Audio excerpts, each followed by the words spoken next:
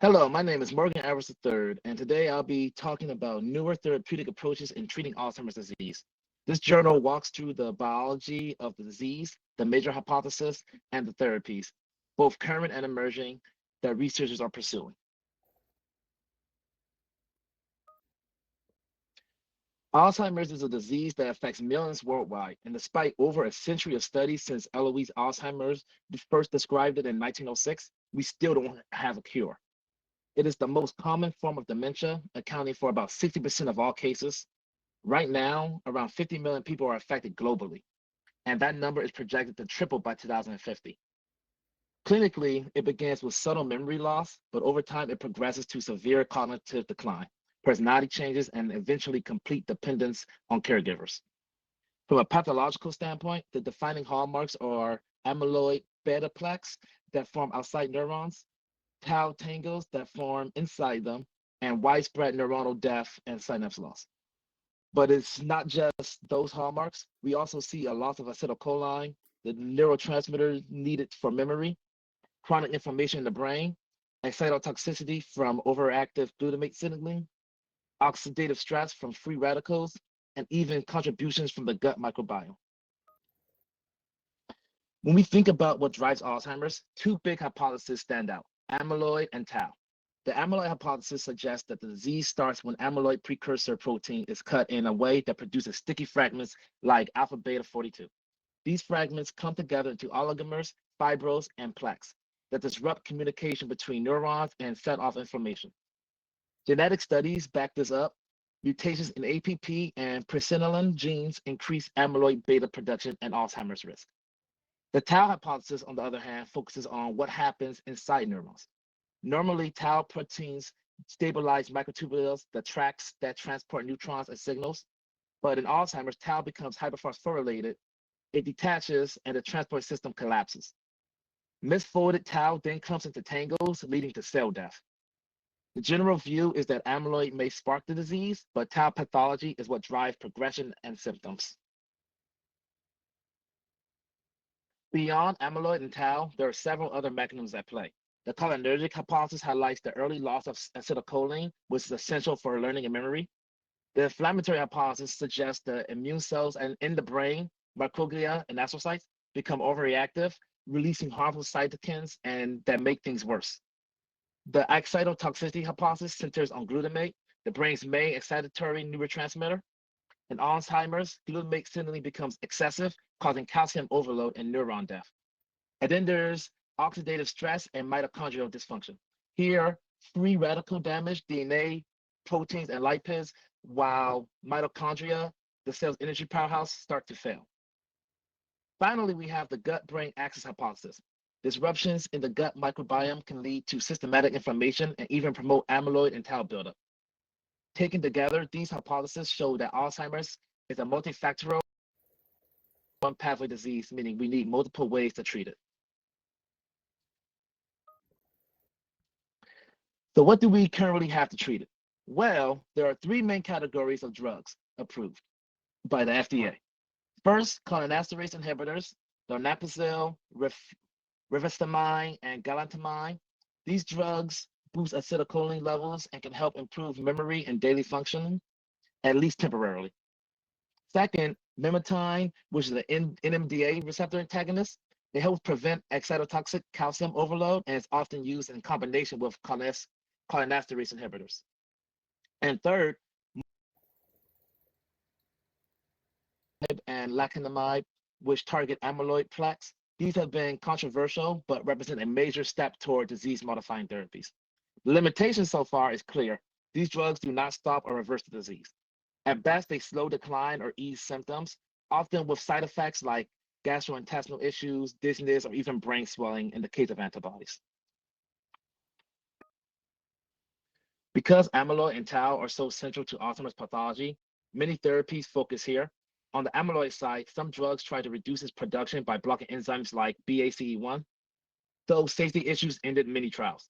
Others try to prevent amyloid aggregation or promote clearance. Some compounds and repurposed drugs have shown promise in this area. On the tau side, researchers are trying to block abnormal phosphorylation. stabilize microtubules, prevent aggregation, and enhance clearance. The key insight is that single target approaches often fail. It's becoming clear that combination therapies hitting amyloid and tau and perhaps even inflammation and oxidative stress time may be more effective.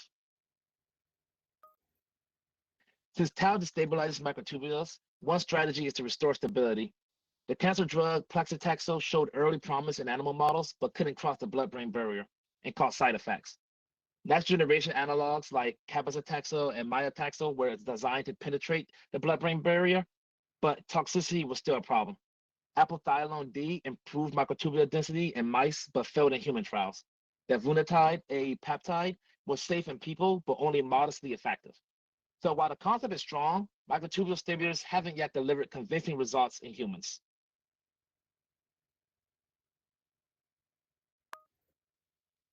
Another exciting approach is immunotherapy.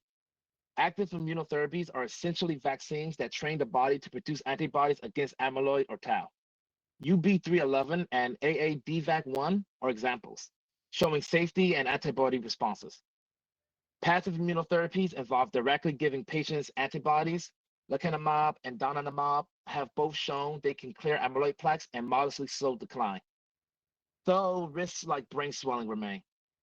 The bottom line is that immunotherapy can reduce pathology, but the clinical benefits are still modest. Many believe the key will be using them earlier in the disease, perhaps in combination with other strategies.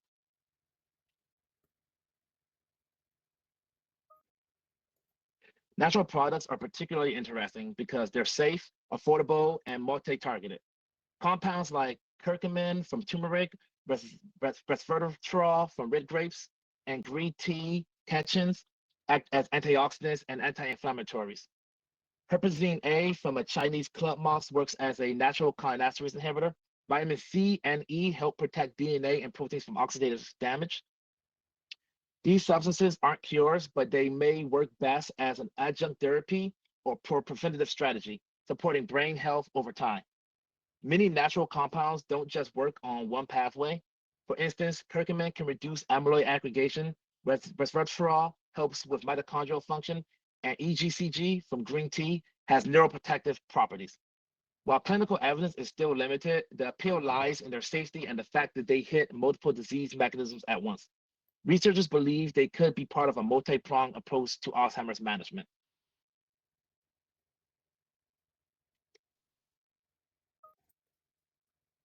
Looking ahead, two cutting-edge areas are nanotechnology and stem cells. Nanoparticles can cross the blood-brain barrier, deliver drugs directly to neurons, and even serve as nanosensors to detect amyloid and tau earlier. Exosomes, which are natural nanocarriers released by cells, also show neuroprotective effects in models. Stem cell therapy aims to replace or protect lost neurons. In animals, stem cells improved cognition and reduced plaques. Human trials are underway, though challenges like safety and regulation remain. An exciting alternative is using stem cell-derived extracellular vesicles, which may offer benefits without the risk of full transplantation.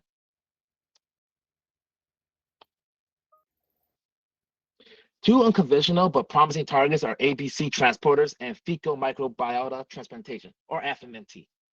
ABC transporters regulate cholesterol in the brain. Variants in genes like ABCA7 are strongly linked to Alzheimer's risk. Enhancing their function could reduce amyloid and tau buildup. FMT comes from the gut-brain axis hypothesis.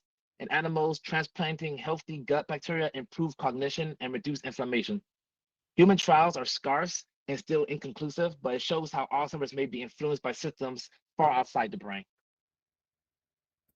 To wrap up, Alzheimer's disease is a complex and multifactorial disorder. Current drugs help with symptoms, but they don't stop progression. Emerging therapies from immunotherapy to nanotechnology, stem cells, natural products, and microbiome interventions represent a new wave of hope. The future likely lies in multi-targeted strategies that combine these approaches altogether. Until then, prevention remains powerful. Lifestyle factors like exercise, healthy diet, quality sleep, and social engagement all reduce risk and promote brain resilience. Thank you for your time, and I hope this talk has given you a clearer picture of where the field is today and where it's heading to in the fight against Alzheimer's disease.